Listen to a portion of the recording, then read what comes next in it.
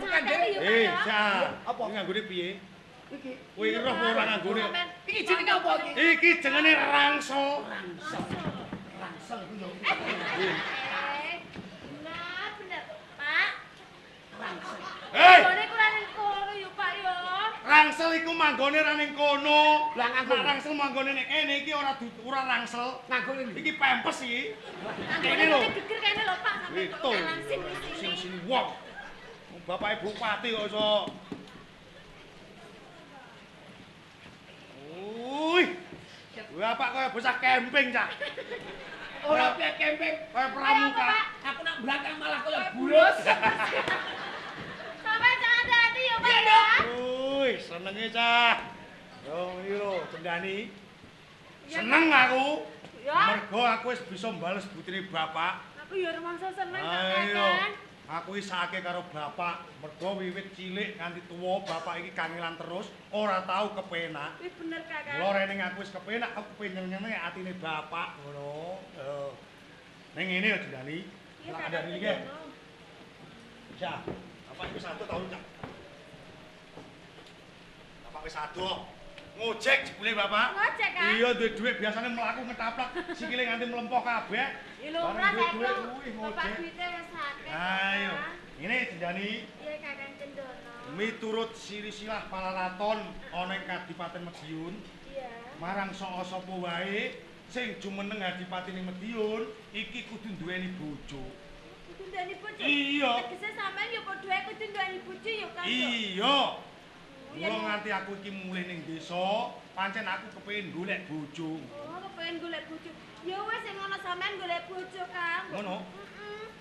Mbok menawa iki ana bocah wadon, kakene sing sampean cocoki, sing sampean senengi. Pancen ana Cendani. Wis ana, Kang. Bocah wadon iki ya bocah wadon saka desa kene Iya. sing nyocoki rasane ngatiku. Oh.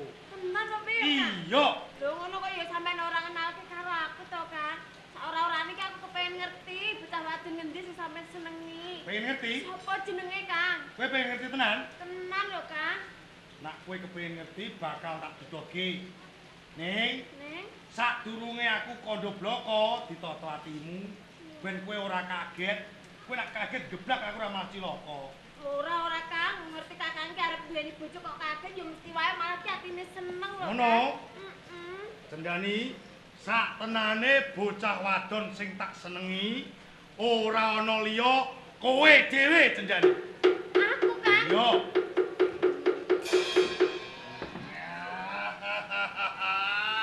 Kowe dhewe? Aku dhewe. Iya, napa? Iki apa lek iki?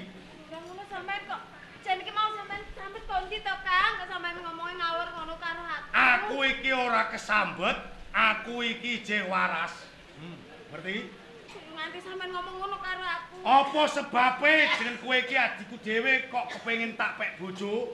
Mergo kabeh iki aku nuhoni apa sing dadi kandhane guruku Resi Baskara. Lah kandhane gurune sampean iki apa to, Kakang? Saben-saben ana bayi lahir dampit, iki teges wis nggawa jodoh teka sakjroning weteng. Rening kowe karo aku lahir dampit, teges kowe iki jodohku. Mula kowe gelem tak pek bojo. Ya bener, gurune sampean kena guru bento ora ana. Jenenge wong ning jero dampit iki terus jojone saka jerone. Iki tenan. Ana iku gurune sampean ke bento. Bento tak kuwetak diasem lah. Ayo to sampean iki gurune sampean sida ajur kabeh. Aku iki bareng meguru ana ngersane Bapak Guru Baskara ya dadi cah pinter. Lho kok kowe kandha nak guruku bento iki. Turta meneh ngene. Iki beneran, Kang. Kandhane guruku Baskara, nak aku iki ora nglakoni perkara iki, aku bakal dosa sesuk mlebu neraka. Ora kliru. Yen to sampean iku arep ngawin rabi karo aku. Iku malah sampean sing dosa. Sampean sing ngisini. Isin. Isen mergo aku iki sedulure sampean dhewe kok arep sampean rabi. Ngono, dadi kowe cetane isin karo tangga teparo. Mergo kowe iki adikku kok tak pek dhewe. Bener, Kang. Aja ngrungokne suarane tangga. Tangga iki menang keplok ora menang tombok. Sing baku lanang karo wedok anggere digatokno gathuk ya wis ngono. Kok yo enak temen. Kok Kakang Cendono. Nggih. Jagat iki digelar apa to, Heh, Kang? yo. Jagat wadon sing ayu, sing legan sak liyane. Sampeyan golek sak Dadi ora gelem. Kumoh tekane gak kumoh sampean. Bocah iki kok aneh ngene ndak sampe piye lho, Cak. Kenapa? Kok bisa sampean kok mau terus Rusak kabeh iki. Masih rusak kabeh iki malah kok. Ana apa? Sampean ki aja utul-utul kaya ngono to, kamu jajar sampean malah utul-utul ngene aku wedi lho, Kang. Ate tak uculi, ate ora wong bebekku dhewe. Karo dene ki kok goblok. Anane kena dinggo, iki ya kudu diuculi luwih dhisik. Mergo manggone nek kene iki lho. Oh, ora. Wintu. Oh ya. Andane are. Budana wis ngono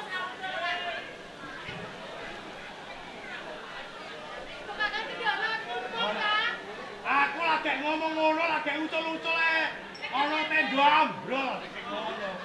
Ayo.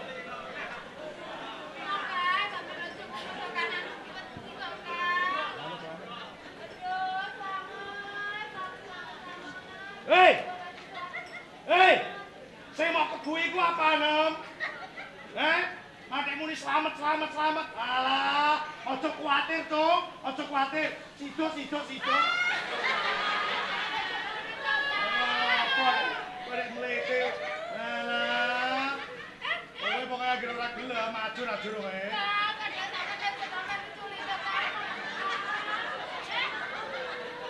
Ana apa? Lho piye? Pokoke agar ora gelem. Ana tetembungan gambreng mangan lung. Moto peteng ora etung. Oh. Muatoke kae mantuk-mantuk. Oh, iki gelem iki. Iki apa ae nek iki? Wis sabar sithik, takon. Lho. Anene ora karuan. Lah kok aku aku ki udo lho terus piye, Cak? Sing tak nggo gelaran apa? Kusik. Wah, kacau iki. Tak nggo nah, Cak. Lah nggo gelaran apa? Iki jarekku ya tak nggo gelaran, Cak.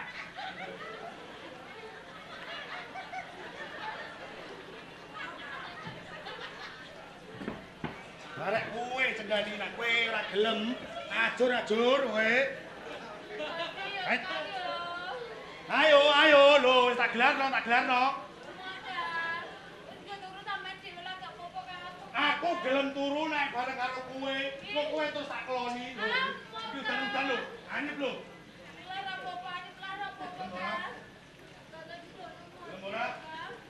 Kowe gelem ora? Ora gelem.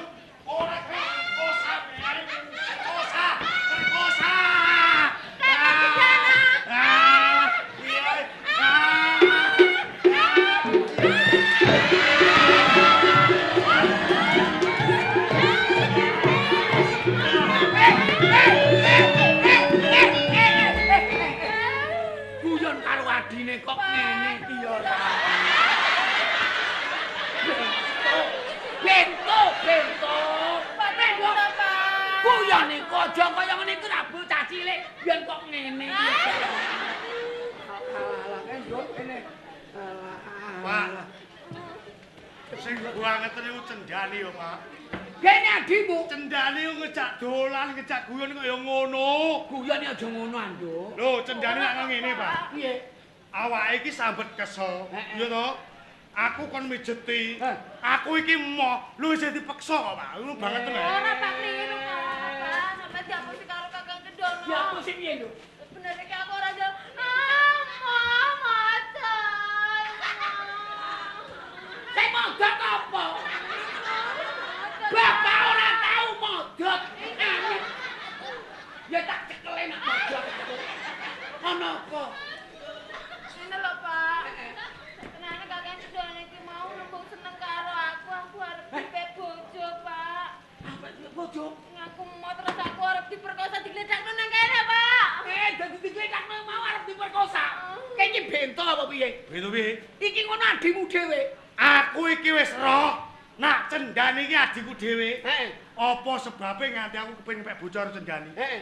Mergo kandhane guruku marang sapa wae bayi sing lahir jampit iki wis dadi jodoh saka sakjroning weteng. Ngono iku mbok gugu. Iya, iku guruku. Guru ngono kok mbok lakoni Lho. ning kono. Nyatane bareng aku meguru, aku dadi wong sugih, aku dadi bupati. Oh. Le. Piye, Pak? Kowe aja gugu karo kandhane gurumu. Iku ngono njlomprongno kowe. Ora iso. Ora ana sedulure ketimbang bojo dhewe iki ya ora ana jagat ora ana. Ngene lho, Pak. Apa sebabnya aku kepengin mek bocor Cenjani? Heeh. Donya ben ora kliya ngono. Donya ben ora kriya. Iya. Dadi Lah aku wong sugih kok. kowe dadi bupati, dadi bojone bupati. Iya. Ora dadi bojone bupati lah. Nggih. Isin-isine wong tuwa. Isin Bapak. Isin karo sapa? Ya isin karo wong akeh. Karo tangga. Heeh. Ora usah ngrungokke suarane tangga. Sing penting iki sing nglakoni. Lanang wedok anggen digatokno gatuk ya wis ngono. Dadi kowe sing batut. Iya. Aku nek isih urip ora ngarah lakon.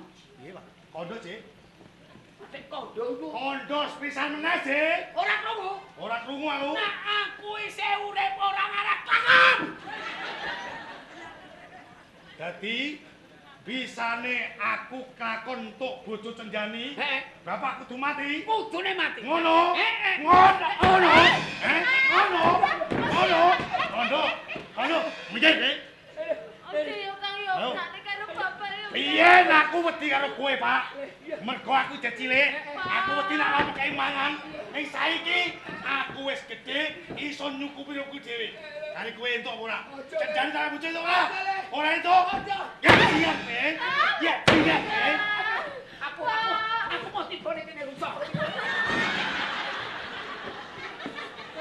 Sik. kaya aja yo. Mikir. Kowe mikir sik. Mikir. Aku bapak. Kowe ora gemil ida-ida ning kene. Aku tuh kencang lho. Mikir. Mikir Pak, mikir Pak. Ben kowe gletek rotok rene. Saya ri kowe lho.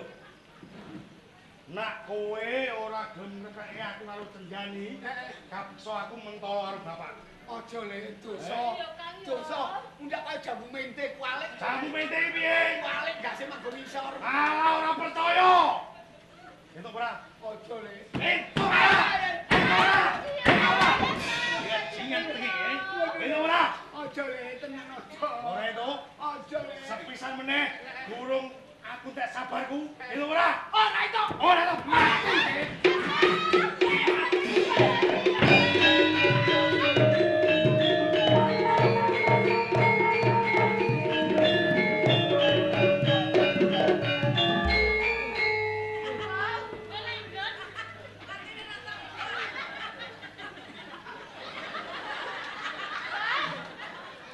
Mati setilan.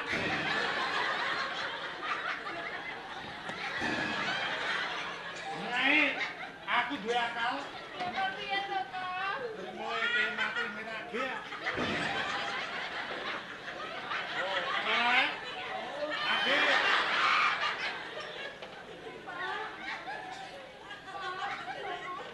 Pak, Bapak.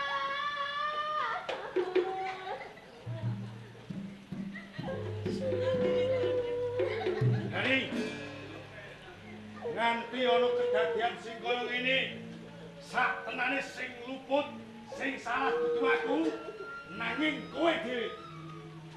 Upama kowe gelem tak pek bojo, ora bakal kedadian sing kaya ngene.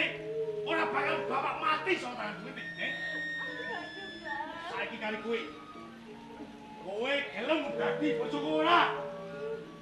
Nek kowe ora gelem, apa kelakon nasibmu kaya bapak? Ojo to, Kang.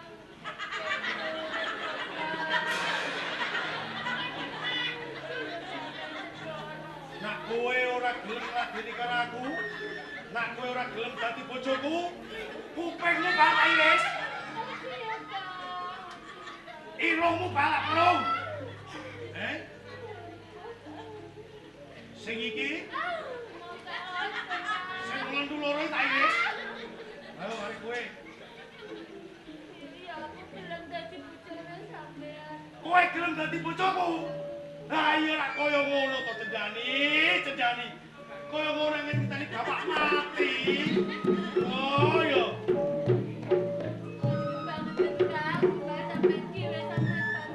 Kowe anggere ngomong ngono terus tak brancok cangkemmu lho kowe. Ayo, ngomong pisan ae ngono.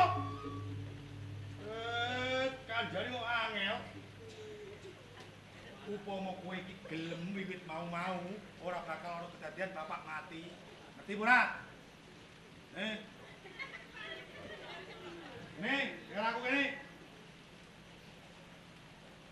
Dari rene wis ana kesaguhan kowe gelem dadi bojoku. Kula ora ketang bapak wis dadi batang. Kowe karo aku kudu njaluk restu karo bapak, yo. Ngono ya, Kak. Yo kene, Dodok.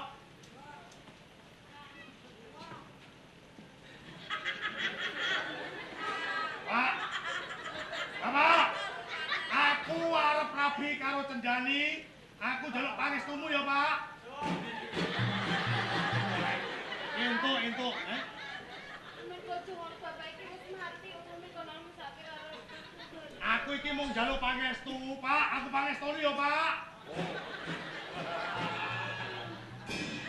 Amane kono sama naru-naruke ngene-ngene ya, ya ora bisa ngono lho, Kak. Bapak tandanono. Pancene ning ngono ben apik ya, Pak. Pak. Oh, ora apa-apa. Ndani. Nih. Rene aku wis dadi bupati ning Kabupaten Madiun. Kowe wis saged dadi bojoku, ya. Mula wiwit sesuk-esuk kowe bakal tak boyong ning Kabupaten Madiun. Kowe dadi garwa Prameswari, sesuk kowe bakal sembah-sembah karo akeh. Ngerti? Iya, sandanganmu ora trimo ngene. Sandanganmu ceplok karo Mas, ngerti ora? Aku bupati sing sugih, ya. Esuk-esuk bareng petek ing Surya jam 8 kowe bakal tak boyong ning Kadipaten Madiun, ya. Nah. Ngono aku gelem, Kak. Tenan. Tenan. Jebul ayu tenan yen pancen kaya ngono lha iya Cendani. Aku gelem dadi bojone sampean, Kak.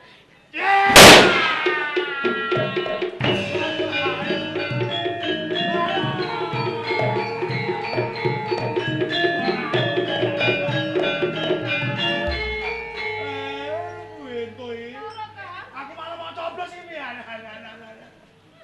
Aduh Cendani. Urane ya, Kak. Urane apa?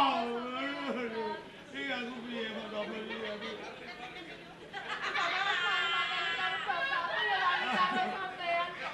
Cendani. Yo.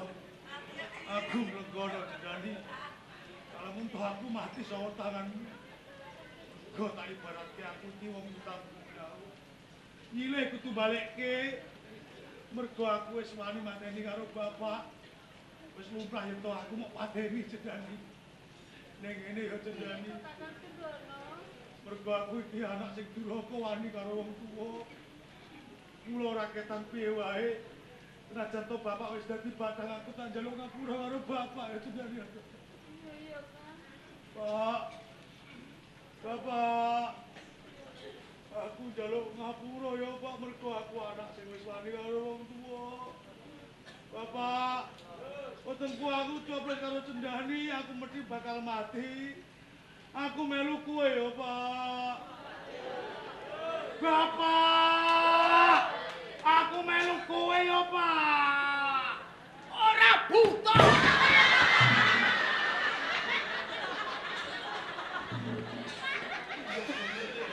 Kowe iki wae hati cok. Pak. Aduh, Cendani.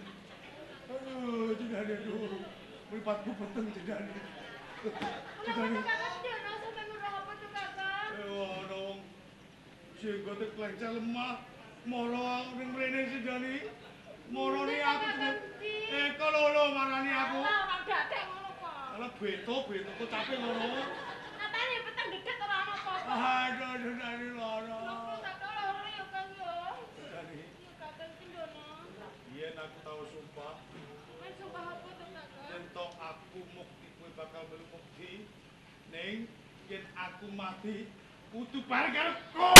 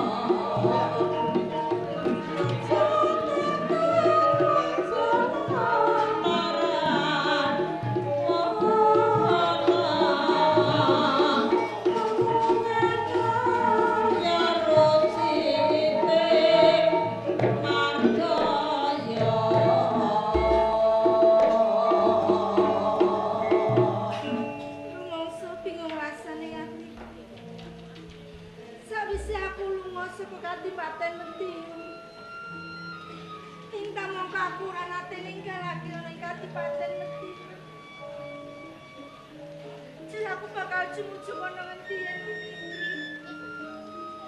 kabeh mau saka tumindake paman Brojonoto. Kita paman Brojonoto ora duwe tumindak sing koyo ngono dadi ora bakal duwe lelakon sing koyo katimbang aku ora bisa ngelesake wirang atiku. Aku ora bisa mateni marang paman Brojonoto. Luwung aku sing tumekaning pati. Katimbang urip mung nendur wirang sing kaya ngene. Romo, Ibu, kula nyuwun pamit, Romo.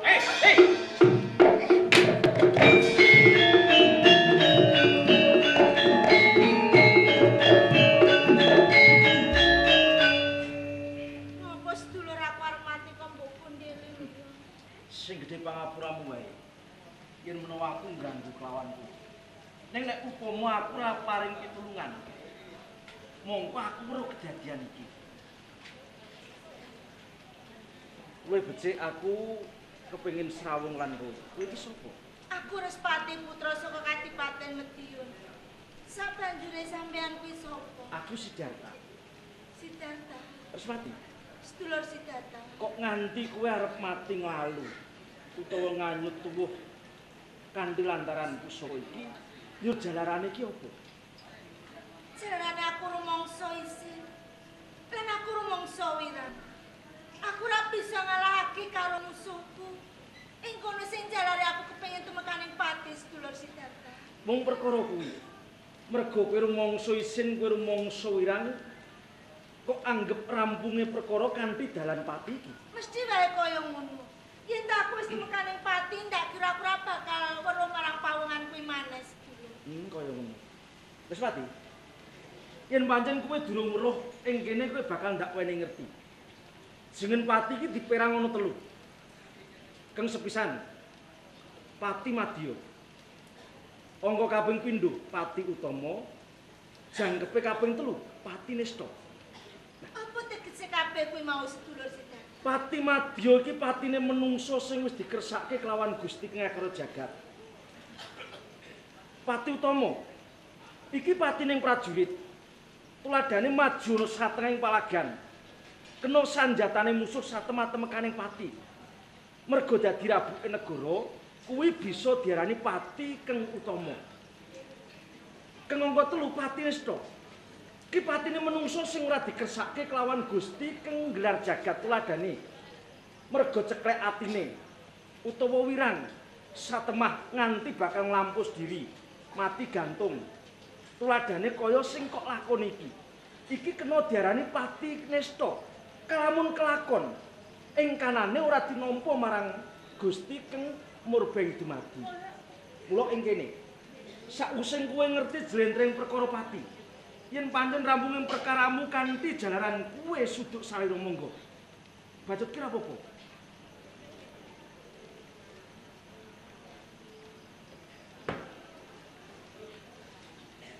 Wis pati. Sedulur Siddhartha. Kene rumangsa bingung. Sawise aku ngrungokake tembungmu sing kaya ngono kuwi mau, aku rumangsa wedi yen aku bakal mati nganyut tuwuh. Nanging sing gawe bingunge atiku sedulur. Yen tak aku ing kene ora tumekaning pati, kepiye anggonku bisa ngalahake karo musuhku kuwi mau sedulur. Kuwi perkarane.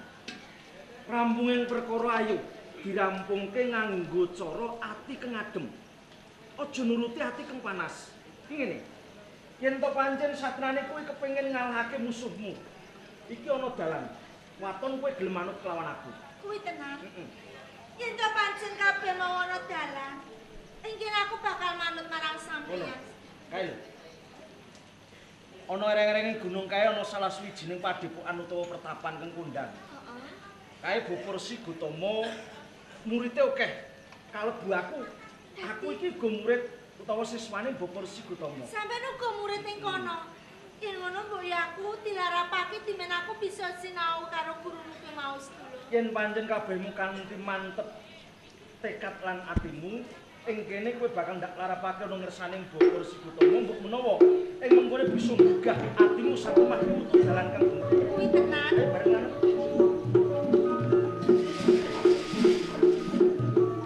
Sarwa ingkang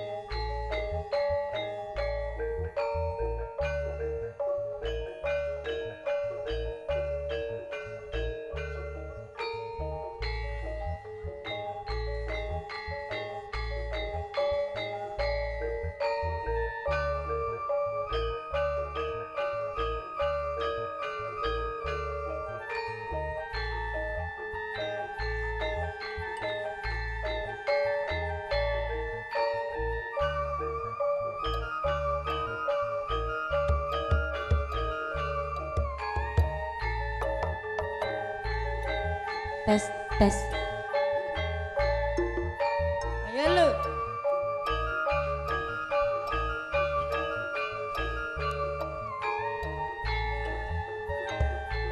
Sakase.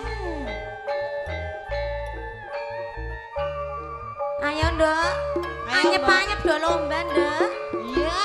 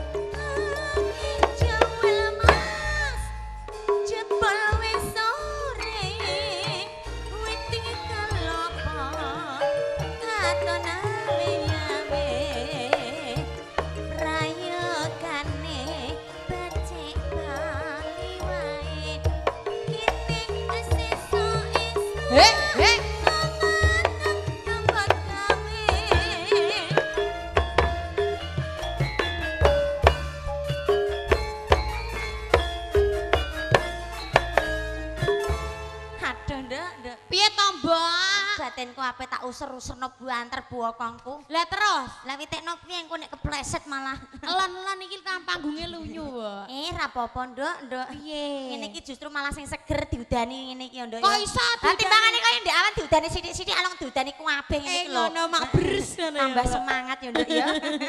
Oke, heeh. Iya, selamat malam diucapin, selamat berjumpa lagi bersama Ketoprak Wahyu Manggolo ya, Nduk ya. Spesial micil saking Pati ya. Pati ya, Mbak ya. Pati Jakenan ya. Oke. Nggih. Heeh, piyai kene ora usah dikenalno maneh ya, Nok ya. Heeh. Siapa? Wis do apel ketoprake Pak Mogul yang dari Pati sayangku. Oke, ya, Mbak. Langsung aja yuk digoyang kembali bersama artis-artisnya dari Wahyu Manggolo digoyang. Iya. Heeh. Ditancap bersama Jeng Pesek, aja ngantuk, Nduk. Heeh. Ayo sayang. Heeh. Piye, Mbok? Diaturi campur sarinan sing penak dhisik, ben do melek nggo tombo ngantuk, Nduk ya. Iya. Lagune apa? Diaturi mendem kangen. Dalem Mas, ngersake napa? Minta lagu apa? Wedhus. Wedhus. Wedhus Aja kuwatir, Pak. Iya. Dalem. Tak tunggu balimu. Oke. Wedhus tak tunggu balimu. Terus apa lagi?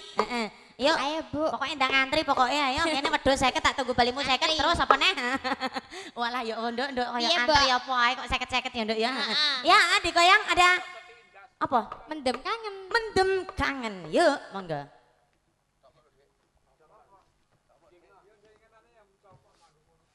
Waduh. Ayo Mas Ari. Sabar dulu Nduk dibenakno sik mergo kahanane kaya ngene ya Nduk ya. Iya, Mbak. Wis pokoke sabar menanti ya. Pokoknya sabar menanti. Oce, yuk digoyang lagi ada satu tembangnya. Mendem. Mendem kangen. Yuk.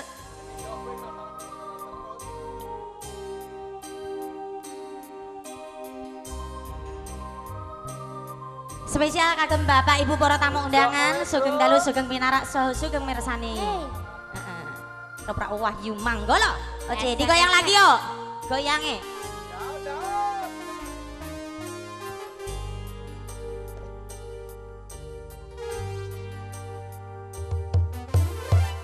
Abot rasane nandang kangen hati, marga tresnoku sing kengedi, tansah kelingan awan bengi. Wahyu Manggolo digoyang lagi. Mong bisa telepon marang sliramu, gawe tombo kangen rinduku, merga adoh jarak sliramu. Wahyu Manggolo. Mbak Indra Manis. Oke, digoyang lagi semuanya yuk. Spesial bersama Badrus Audio Sound System. Juga bareng RHS Production. Mendem kangen jroning atiku, saya jero mong telepon sliramu. Mendem kangen pengen ketemu, senadyan sakedhik wis marem atiku. Mendem kangen jroning atiku, saya jero marga tresnaku. Mendem kangen pengen ketemu, Ayo. senadyan sedhelo wis adem atiku. Eh.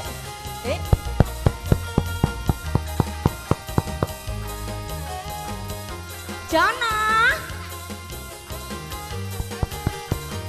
Oke digoyang lagi yo. Goyangan yang semangat, gadel. Hati-hati Nduk. Dek, nek kepleset.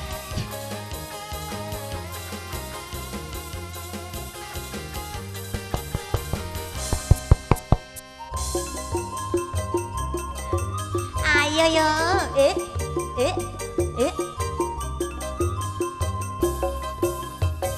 Abot rasane nandang kangen ati, merga tresnaku sing kedi, tansah kelingan awan bengi, mong bisa telepon marang sliramu, gawe tombo kangen rinduku. Marga adoh jarak sliramu. Oke digoyang lagi semuanya yuk.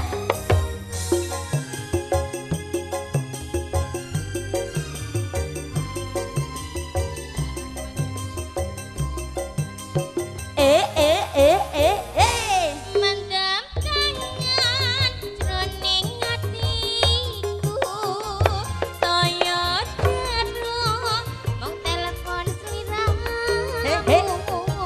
Mendem kangen pengen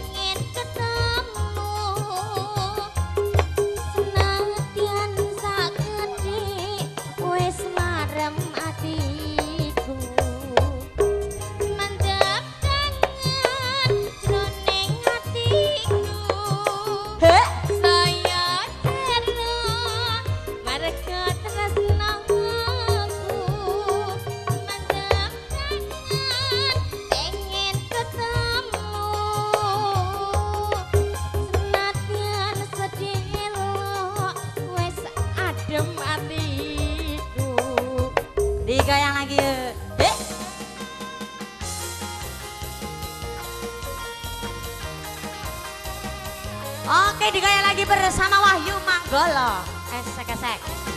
He.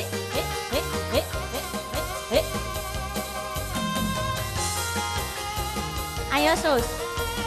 Mesem sus. He. Ah.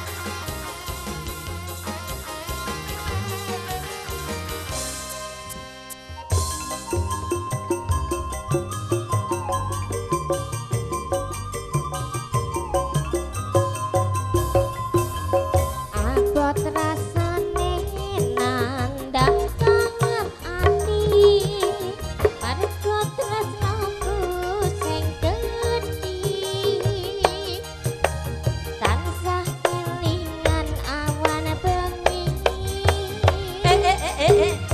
Mung bisa telepon marang slinamu, gawe tombo kangen rindu. Aduh cara seliramu.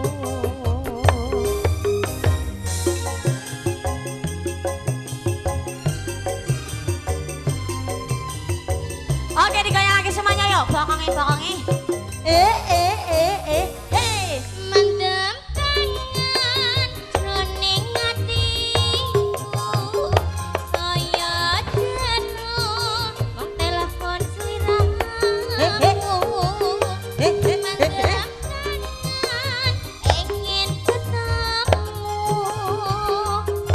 senadyan saketi wis marem atiku. Mendem tangan jroning atiku, saya jero marga tresnaku. Mendem tangan ingin ketemu, senadyan sedelo wis adem atiku. Senadyan sedelo wis adem atiku. Oke, saat banyak mendem kangen sebagai awal jumpa perdana bersama Wahyu Manggolo. Spesial kata batang Bapak Ibu para tamu undangan sayangnya. Langsung aja digoyang lagi bersama artis-artisnya. Walah. Walah. Ya Mbah iku. urip ya kan maju. Iku urip iki apa lah apa iki?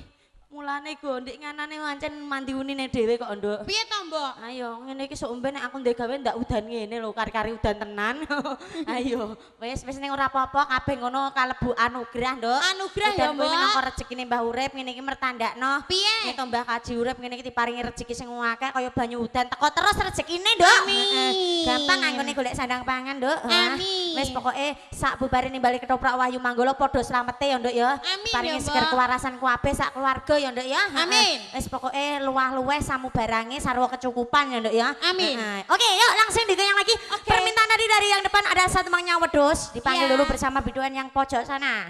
Oke. Jeng Eka. Yuk monggo Mbak Eka, jangan ngantuk ya Nduk Iya, ya. Mbak. Langsung Hanya permintaannya pernah, ada Mbak. TTP dan wedhus. Dikasih yang mana sayang? Dikasih.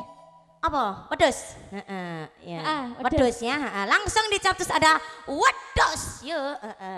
Permintaan tadi Nduk dari yang depan ya. Ada Mbak. wedhus, monggo. Yuk. Langsung bro. Yuk. Wedhus. Yuk. Sandesip ya, Mbak ya. Oke. HE.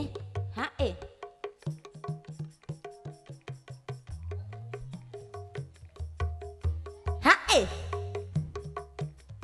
Ser. Ayo Dek. Ayo. Hati-hati nih kepleset. HE. Loh, kok kok meneng ae. Sing penak, goyang kebor. Patah-patah ndak awan wis, ngebor. Del. Ser. Roke dicincing. Ser. Ayo. Ayo sing perawan-perawan iki wani ngebor apa ora iki? Asik. Sing perawan-perawan ora iso ngebor.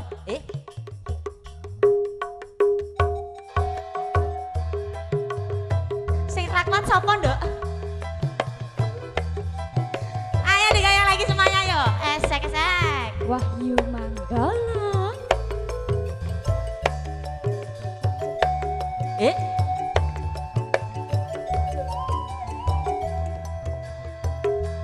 Eh? Eh? Eh?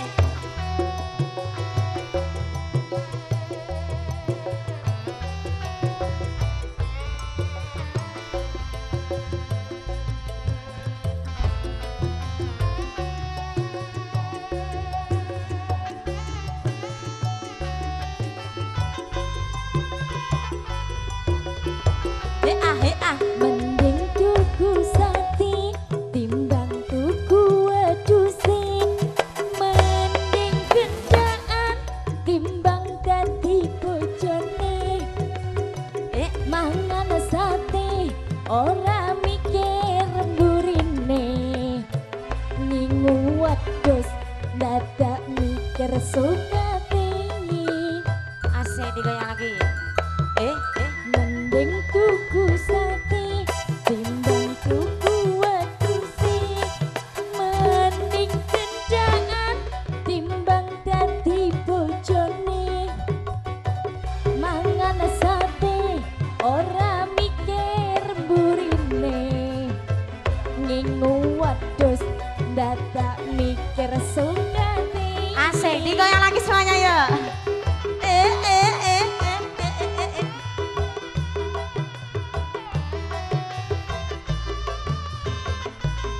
Cak Ari.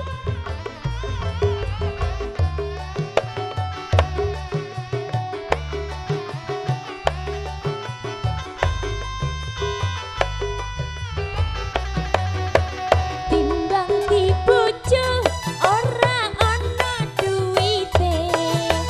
Mending tak gawe gendaan wae. Ora usah mikir saben dinane. Seminggu cukup sepisan wae. Mergone aku ora kuat yen duwe bojo wong melarat. Ramblanjani Gawene sambat. senang kumpul model dengkul bodo nikat.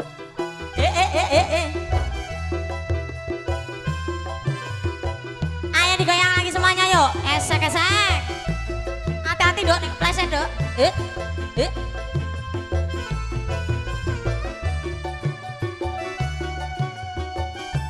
Ayo yuk. Mesem sithik kah?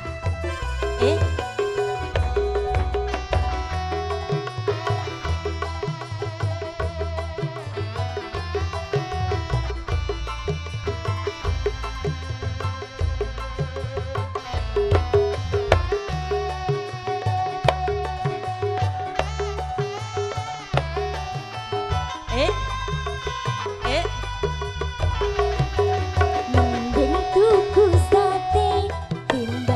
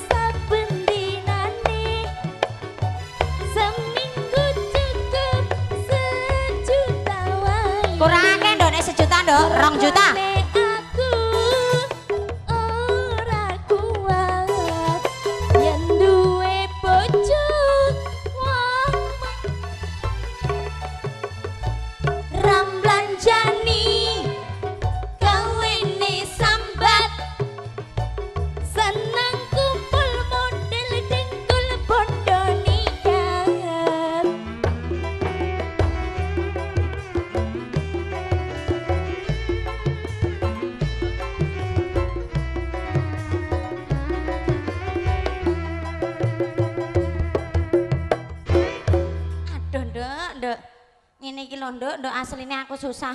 Susah perkara apa, Mbok? Walah wates udel mendhuwur rupam do ayu-ayu Nduk. Nek wates udel mengisor. Barang wates udel mengisor ya Allah persis kaya wong Daud ngene lho yo. Aduh yo Nduk. Udan-udan kena bletok kabeh kok, Mbok. Sanduk timbangane kepleset sandale coplok kabeh lah Nduk. Ora kepleset Mbok ora. Ben kembar kaya mbok ngene lho Nduk eling nek jaman tandur le cacah bangeten lah yo. Ngene mbah urip kok mentolo karo putune ngene lah yo. Tekan sing jaluki wedhus iki mau lho kok meneng ae le cacah. Lah iya. Wedhuse wis dituruti kok sawerane urung teko. Diutang menawa, Mbok. Masa aku nek gregeten ngene iki aku melu bos Jogja Nduk. Apa nang ndi, Mbok? Melu nek kono ae lho Nduk gen laris Nduk iso. Aku penasaran putrane Mbah Urip bos Jogja iku sing endi le cacah kok iso. Gimana Mah? Minta apa Mah? Halo Mami, oh aduh Mami tersayang minta apa? Sugeng Dalu selamat malam. Gimana Mah tadi lancar? Oke, dapat uang banyak Mah? Oh. Perawan Kalimantan, iso ya? Kok iso ya awak Gusti. Jabang bayi Nduk ngusik-ngusik. Rambutku malah merotoli kabeh Nduk. Perawan Kalimantan. Sawer Mbah. Jabang bayi. Mak ngono tak? Ya Allah Gusti. Tenang Mbah, ngeten Mbak. Biasanya aku ning kono-kono perawan Kalimantan 250 sak wonge. Lah ning kene pira, Mbok? Ning kene gandeng aku pasaran Nduk. Dep-dep nggo pasaran buka dasar, Nduk. Ya murahno, Mbok. Nggo golek pelanggan Nduk. Iya pira, Mbok? Perawan Kalimantan ning kono-kono 250 ya karo kowe 500 ah, Mbah. Kok iso. Jare anyaran kok malah mbok kon 200 apa 500 biasane nek anyaran malah diembo-imbrah Nduk. Ngono. Dene-dene engko nek krasa enak ya tanduk eneh ngono. Apa iku apa? Apa? Nyanyi. Nyanyi nih. Mas aku apa? Perawan Kalimantan. Ya Allah perawan Kalimantan tak rewangi udan-udan kok blas le Nduk. Rupa aku kaya wong tetek. Oke, di Capcus ada namanya perawan Kalimantan. Mbaknya mau nyanyi perawan Kalimantan.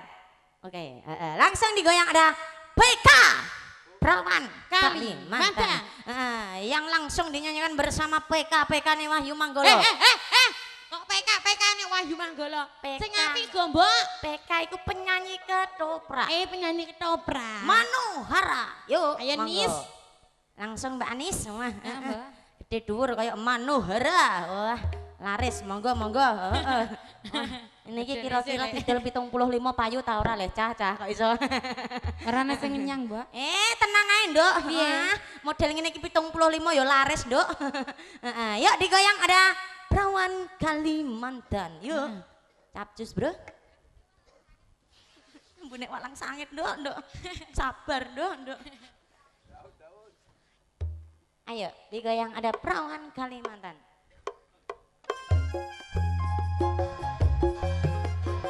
Oke, juga diucapin selamat malam buat semuanya. Goyang lagi, Wahyu Manggolo.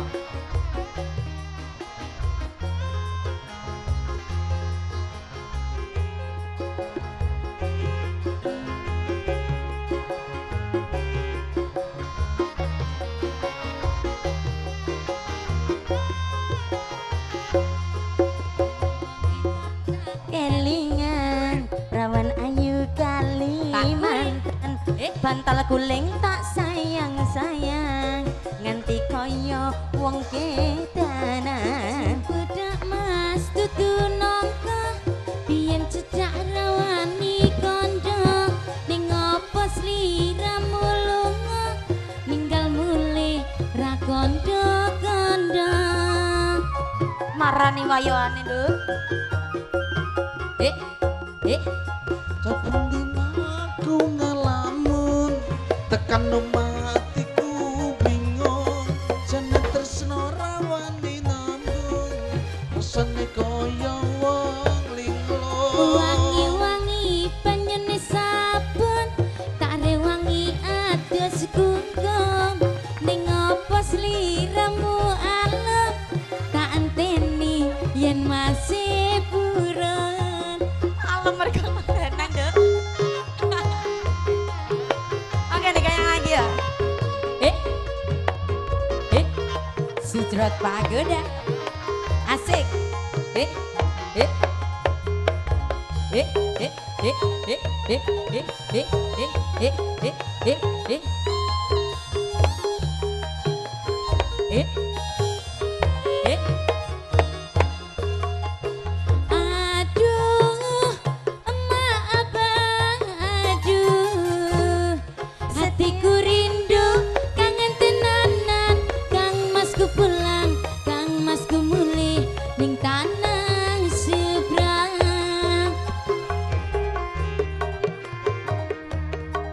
digoyang lagi. Anis.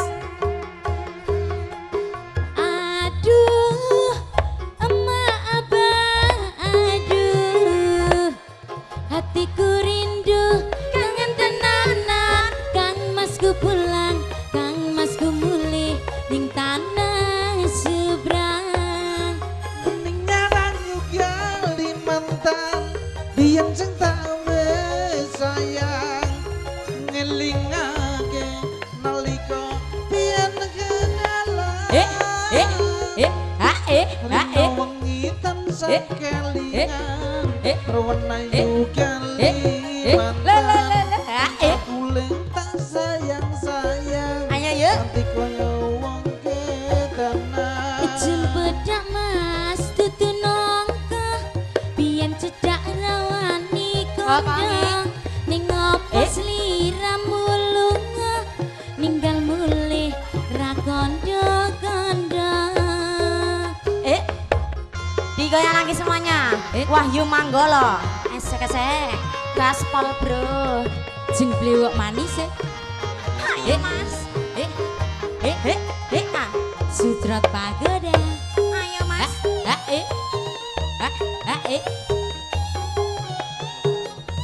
Fan klub.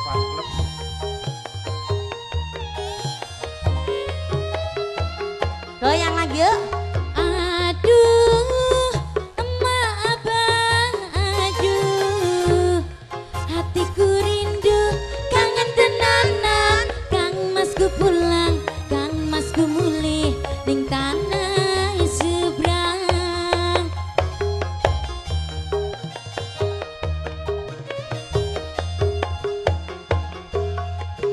Aduh, emak abang, aduh, hatiku rindu, kangen tenanan, Kang Masku pulang, Kang Masku mulih, ning tanah seberang. Ning ngarang juga Kalimantan, biyen sing tak wis sayang, ngelingake nalika Ayo mas. saben dina aku ngalamun, tekan omah hatiku bingung, jane tresno rawani nembung, rasane kaya wong linglung. Wangi-wangi penyene sabun, tak rewangi atus gungkum, tresnaku ra bakal alum, tak enteni yen masih buron, tak enteni yen masih buron. Oke, perawan Kalimantan pamundutan saka Mbak E mau ya nduk ya. Iya. Jadi mangi ngantek kepleset nduk.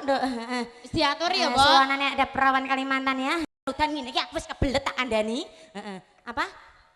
Tak tunggu balimu. Mau Oke. nyanyi. Yang mau nyanyi ya. Langsung aja digoyang ada TTB. Monggo Mas. Tarik bro. Wah nduk. Ayo nduk. Yuk kita sing penak nduk iki wis ora patek lunyu iki nduk. Perkara wis tak pel karo sikilku iki lho nganti kaya wong tandur ngene nduk. Alah yo. Ngene iki nek murah banyu ngono ning mburi ape pipis ora ono banyune. Alah yo. Mas kok iso ning ora apa-apa nduk. Aku ngene iki angger disawer Mas ngono wis ayamku ra karuan tak kandhani. Oke, anyep-anyep yuk digoyang ada TTB.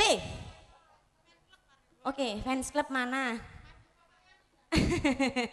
Oke, digoyang ada TTB. Monggo yuk.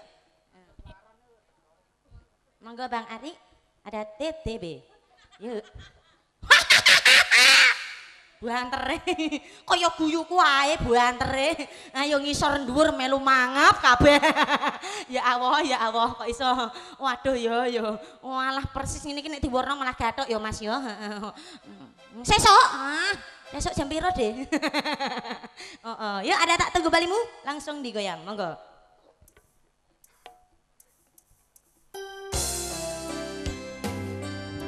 Iki sing diteni sapa, Mas?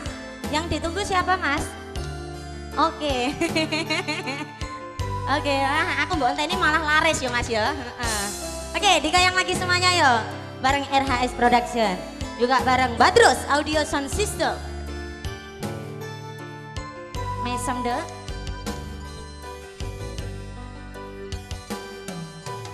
Nangis sedina ping pitu yen kuwi keputusanmu. Piye Mas? Aku ora bakal gandoli lungamu ninggal ke aku.